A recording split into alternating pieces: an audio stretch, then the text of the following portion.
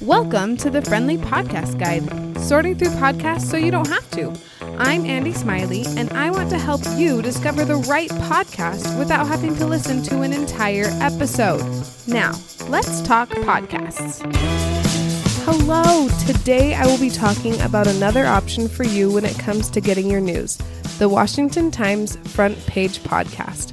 As someone who used to work in the news industry, I know that all news organizations have some sort of bias. It just comes with being human, which is why I try to listen to a couple of news podcasts every day to make sure I'm getting the full picture.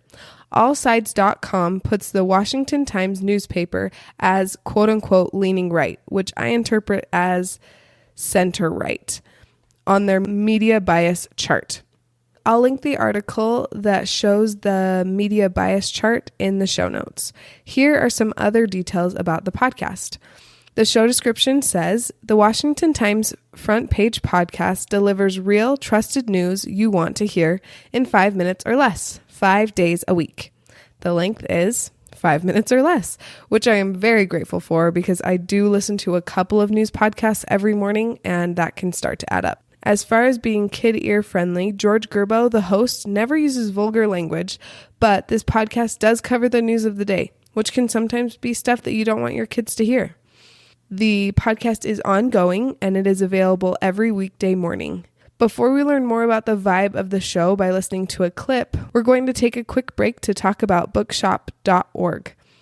I love going into local bookstores. It is one of my favorite things to hold the books and smell the books and just be around other book lovers. But right now, that is very difficult to accomplish with 3 littles. So I use bookshop.org to help support the local bookstores so that someday, when it's easier to get to a local bookstore for me, they will still be around. Bookshop.org is a great way for you to buy books online, but also support local bookstores. You can find a specific local bookstore that you would like to support, and they will receive the full profit off of your order. Or your order will contribute to an earnings pool that will be evenly distributed among independent bookstores. You can see some of my favorite books for me and for my kiddos by going to my affiliate link at bookshop.org/shop/FPG. I'll also put the link in the show notes so you can click it there too. Now we get to hear a clip from the Washington Times Front Page Podcast from January 19th.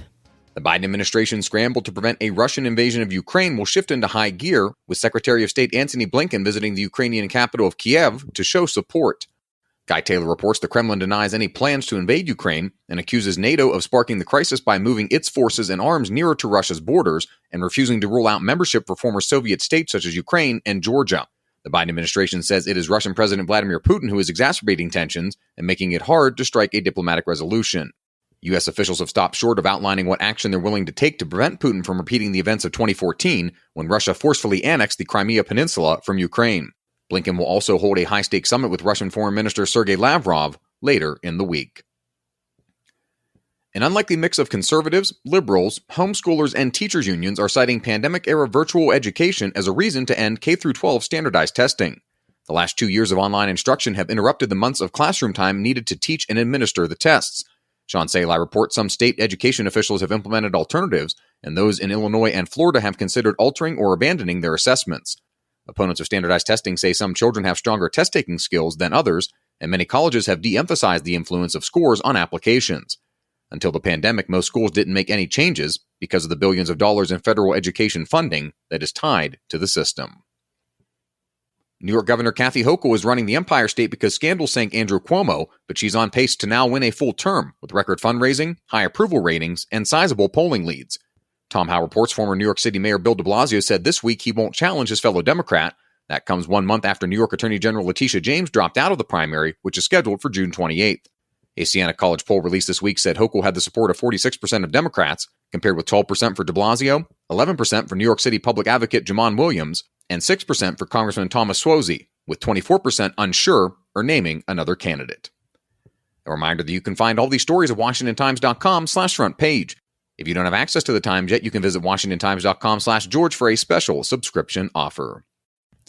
As President Biden enters his second year in office and COVID-19 enters its third year of disrupting lives, Americans are questioning institutions in new ways, and academics are trying to understand what it all means.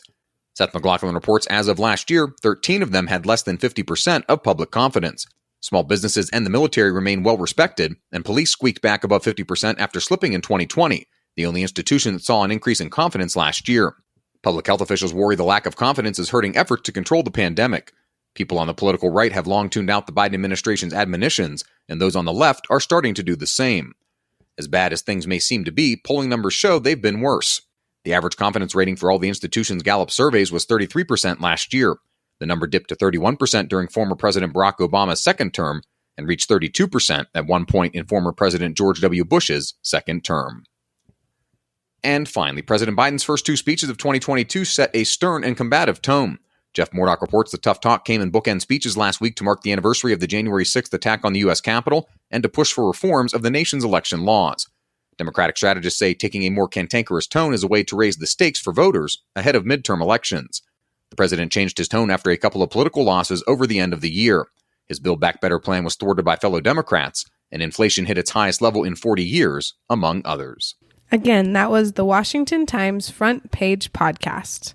Thank you for listening to this episode. If you want to hear about more podcasts, please follow or subscribe on your podcast app of choice. Just a reminder, if you want to buy books online and support your local bookstore, you can do that on bookshop.org/shop/FPG. Talk to you soon.